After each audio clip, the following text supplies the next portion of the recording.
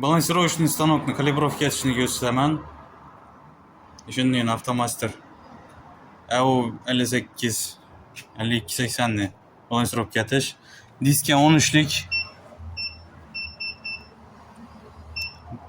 Enini 5 uzunluğuna расстоянияsi 11 edi. Hava расстоянияsi 11 edi. Diska balansirovka bo'lgan уже. Diska balansirovka bo'lgan 0 bo'lishi shart kalibrovka uchun. Ya голый diska ya baloni bilan farqi yo'q. Menda просто diskam qishqadi, boshqa bir diskam yo'q baloni bilan. Shuning uchun hozir diskani o'zini kalibrovka etamiz. Diska bilan chiqadi. Parametrlarni kiritgandan keyin D, F, S shu uchisini bir bosishimiz kerak bo'ladi. Shunaqa bilan.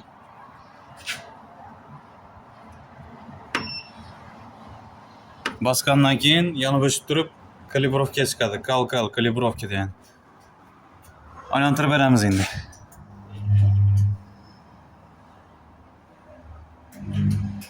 $100 gramni nishon ostida, na? Endi asamiz 100 gramni. Menda kalibrovочный dashi yo'q. Menda 2 dan 35, 1 dan 30 bor. 100 bo'ladi shu bilan. Nazı gösterme. 1 dan 30'ni ortaga kalkıp durup tutanıp ketip 2 dan 35'in en başına vurup veremem. Kimde 50 olsa 2 dan 50 etip koysam bulaverir.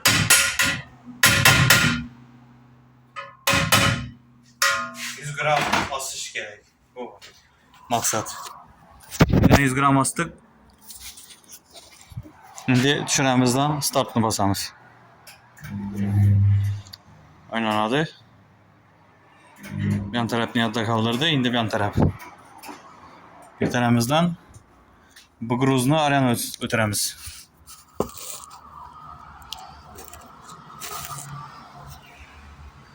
Kimdedir inaşını askan gruzu yeni обратно gelmese menimse ne bulmasa gerek. Страшный bulmasa gerek. Hiç kanday rol oynamasa gerek.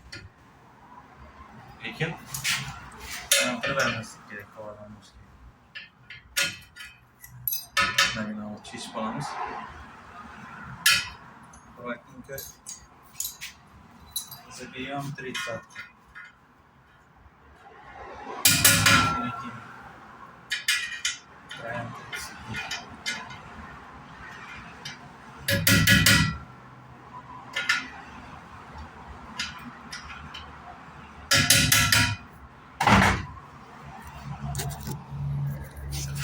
Yine 100 gramını astık.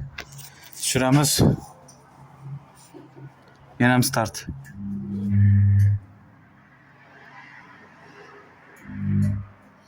Kalibrovka tamam.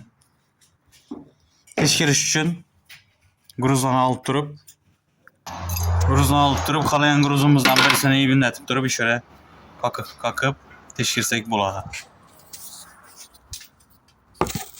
Eğer şunu karama karşı tarafına az 35 gram kakatımız 35 gram sonrası ve işana karama karşı tarafına значит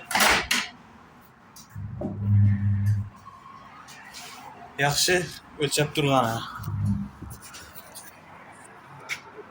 Mana diska qish bo'lgani uchun netib turibdi.